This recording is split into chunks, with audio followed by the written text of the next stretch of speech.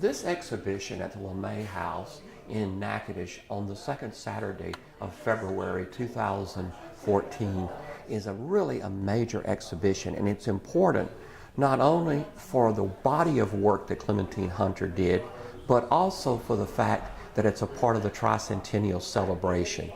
The works of Clementine Hunter will be something that when we have whatever the fourth centennial is, or whatever it is, her paintings are going to survive to tell a story of what happened in Natchitoches during really for the last century and a half. This collection is a very interesting collection. Primarily, most of it came from the Britton family, Anne and Jack Britton and their children. However, the background of this painting is there were three different sources of the works. One was Francois Mignon, the famous man who lived at Melrose. He was the one that was there the day she started painting, or the first documentation of her painting. He collected paintings. He came to town after Melrose Plantation sold in 1969, and those paintings from the early period was his house. When he passed away, Ora Williams inherited his paintings. That was Anne Britton's mother.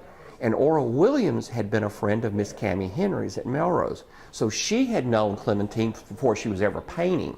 And so Ora Williams had old paintings from Clementine Hunter. And then Anne Britton, from as a child, when she was 4 or 5 years old, remembers Clementine at Melrose. So, and she started buying paintings. So this collection on exhibit is a combination of three major sources: Francois Mignon, Ora Williams, and Anne Britton. Now, these paintings here, they're more or less organized today in a sequence of when they were painted, give or take a few years either way. Probably we'll start here. This painting, this is a palette board where she smeared her paints. Clementine only worked in oil paints. She did not like acrylics because they would dry too quickly.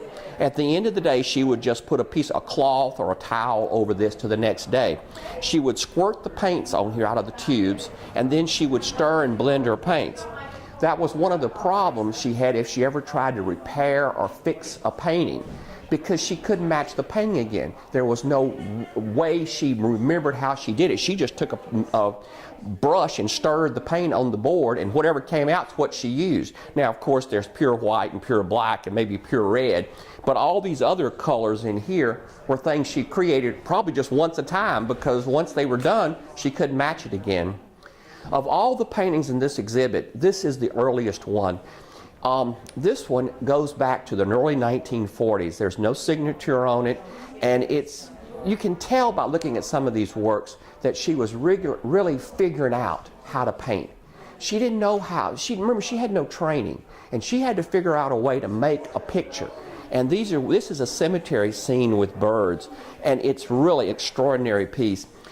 The Brittons actually found this in Francois Mignon's material, stuff he had stored, and at first no one recognized it as a Clementine. Once they found it, and we left the frame just exactly the way that, in fact, we took the dirt dauber nest off of it. But other than that, this is the way the Brittons found it. When they went through Francois Mignon's stuff, 20 years after he passed away, they found this painting. These three paintings are all done in the 1940s, probably between 44 and 48, that period. And they're almost like watercolors. Clementine at this time didn't have much paint, so she would thin it with coal oil or kerosene. That's what she had available. We'd call it paint thinner now, or probably more expensive version of it. But these three paintings are from that period, these flower paintings. And these two are particularly good because as soft as the colors were from her thinning the paint, they almost look like the Impressionist. So this is really, and those two paintings here are really amazing works. Moving along here, these are two kind of special ones. I've never seen one like either one of these besides these two. The top one is a graduation, and we believe that she had been to some high school graduations, and that's where she had seen this take place. She had to see something. As she always says, it had to come in my mind to paint it. So she had been to a graduation somewhere, and probably at the high school, and saw that, and then she came back and painted it.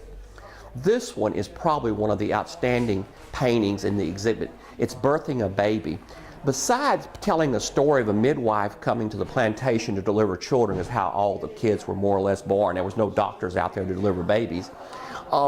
This one tells a story in a circle. If you look in the middle of it, there is the midwife pulling the little baby up after bathing the child. But if you go around the room, there's a lady boiling water. We presume, and Clementine would always say, this man sitting over here is drinking. He's probably the daddy, and he's just all excited. He's just having a drink. Here they are stirring drinks down here. I particularly like these two dogs.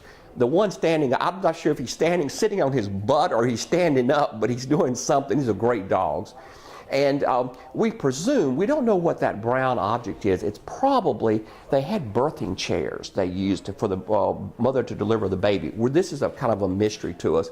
There's the mother of the bride, the mother of the baby, the mother of the baby. But my favorite part of the painting is the little girl watching through the window as to what's going on here. She had just seen a baby born, and it was something she was really intrigued with. This is a very special painting.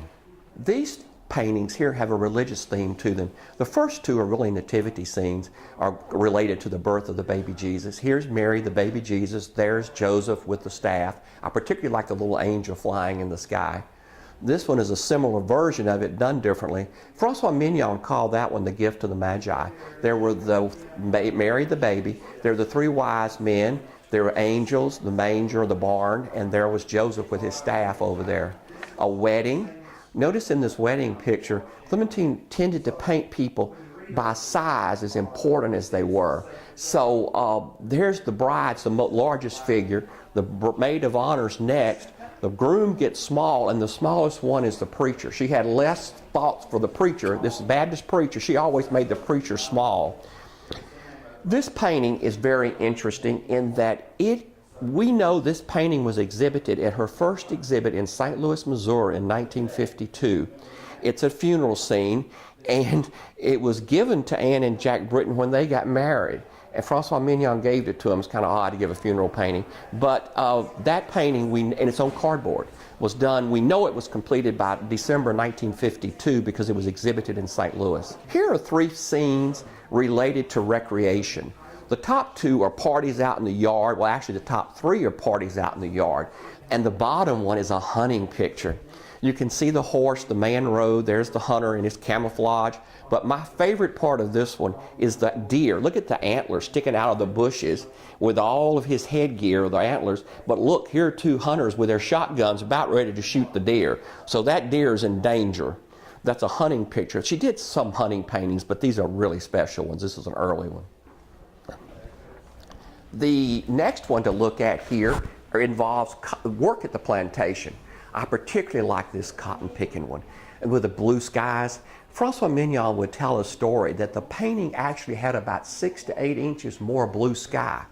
And his friend Thelma Kaiser came by one day and said, "Francois, I want to get this painting framed for you." So she took it off and had it framed, and when it came back, Francois said she had cut off about 8 inches of the top. And whenever Francois would tell this story, he would always sort of peep up under the picture frame and say, "I think she cut God off when she cut the blue sky off." So there's a cotton scene.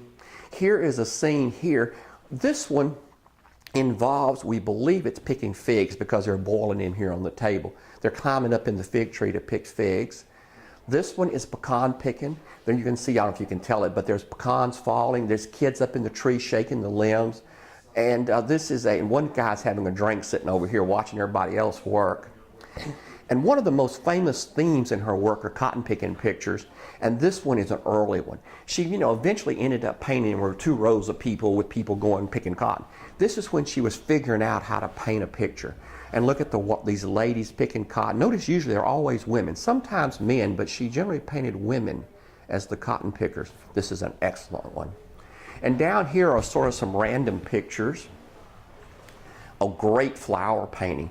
This was probably done in the early 1960s, mid-60s, sometime in there. She was starting to reverse her C in the early 60s, and the C didn't hit the H. So we can date that probably to the first half of the 1960s. 2 pictures here that tell stories. One is, there's a photograph here of the Anne Jack Britton family with their 7 kids. They took that photograph to Clementine and asked her, would she consider painting a portrait of them? Clementine says, "No, I don't paint white people." Well, she kept the photograph though, And about 2 weeks later, she called up there and said, I got this picture for you. It's ugly. I don't like it. Come get it. Well, it's this painting. And what's really special about it is, if you look at the photograph, you'll notice that her husband and her son, Jack Jr., her husband was a football player in college. Her son was a football player at Northwestern. They were great big men. And Anne, when she ended up with the painting, though, Clementine always painted the most important person larger. Well, there's Anne, this huge Anne, and her husband and son are these little small people. Anne had to like this painting, but she grudgingly liked it because it made her look so big compared to them, which wasn't really true. The last painting here in this Wall of Britain photo paintings is the day our house caught on fire and the volunteer fire department came. They would ring the bell and everybody, the volunteer firemen out there at Melrose would come fight the fire. And here they are up on the roof. They did put the fire out and save the house, but that's the day her house caught on fire. But these paintings, as we've looked at here, really tell a story about life on Cane River from that perspective of an insider, somebody that really lived it. They didn't come down there and look at people and take pictures or write about them. This is a story told from the insider. That's what makes Clementine Hunter so special as a part of the Tri-Centennial celebration, to look back at what Natchitoches has done in its 300 years.